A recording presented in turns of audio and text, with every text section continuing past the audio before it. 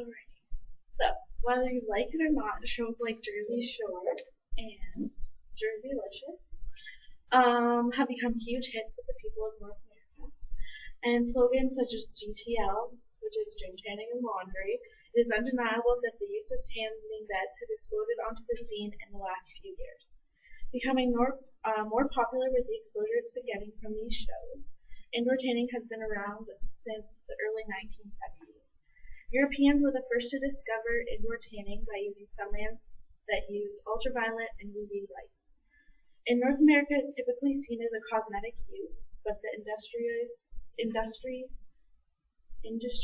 roots lead towards the therapeutic side of it. With professional tanning businesses in thousands of towns across North America, the indoor tanning industry has grown substantially in the last 25 years, with about 10% of Americans using indoor tanning facilities yearly. With this many people using tanning facilities across North America and also worldwide, there has to be something appealing about the whole concept. Many people use tanning beds to have the suntan skin year round, and it provides the sun or the skin with vitamin D, and some people actually use it as a stress reliever because when you're in there, it's like super warm and it just warms you up if it's winter out. Whether you have tanned in an indoor facility or not, a lot of the same questions seem to appear, such as who regulated the whole tanning world, the health concerns that comes with it, and should there be an age limit. The FDA, which is the Food and Drug Administration, regulates sun lamps in the products indoor tanning facilities use. They require each bed to have specific instructions about the use of the machine and how to avoid overexposure. It is also required for everyone who uses one of the tanning beds to fill out paperwork. This paperwork asks questions about your sunning habits, what type of skin you have, and previous tanning experiences. This is used to determine how long you can safely go in for each time. There has been considerable public health concerns and attentions focused on the risks of exposure to ultraviolet light. The big risk when tanning is burning. Melanoma is the cancer of the pigment-producing cells that comes from over-tanning. It is commonly mistaken with the type of tanning it comes from.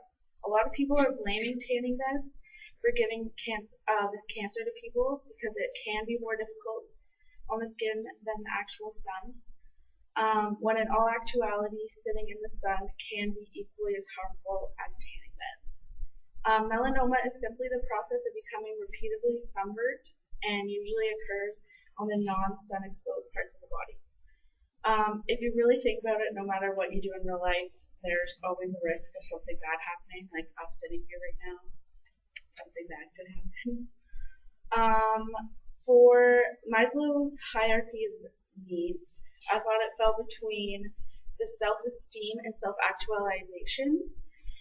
Unless you're addicted to tanning, I don't think you need it for your psychological safety and belonging needs, just because, I don't think it falls into any of those. Like, psychological is like food and stuff, and tanning, you don't really need it, unless you're addicted to it.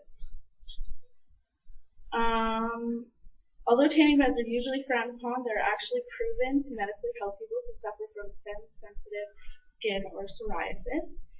Since tanning beds use UV rays instead of UVB rays, which is what the sun produces, they help minimize sunburns of people who cannot be exposed to the sun.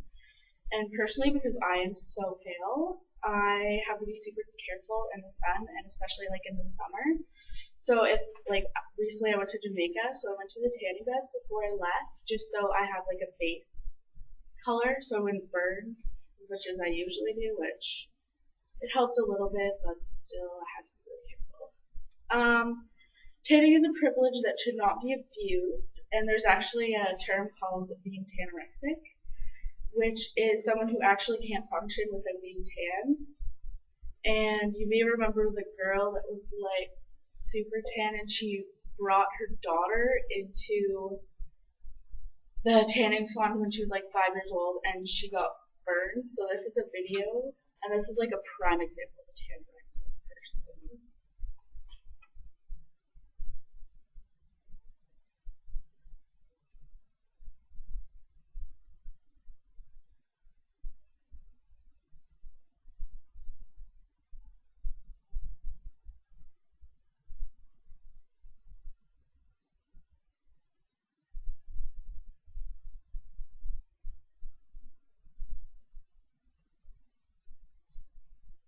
if you use the white cord, it's a direct internet link, and it's much faster than.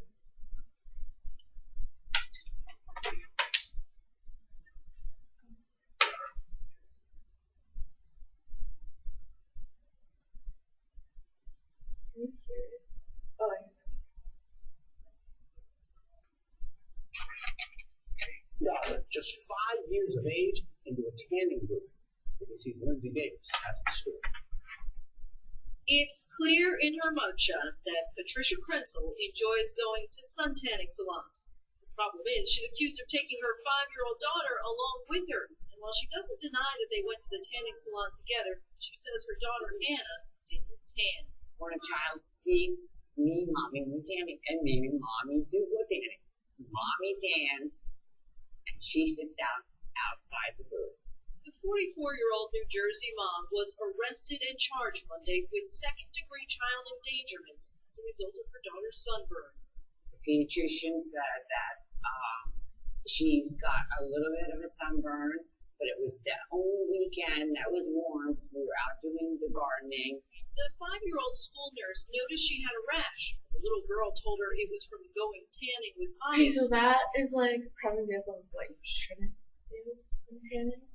But like that's a really extreme example, and she recently she just got off her charges, so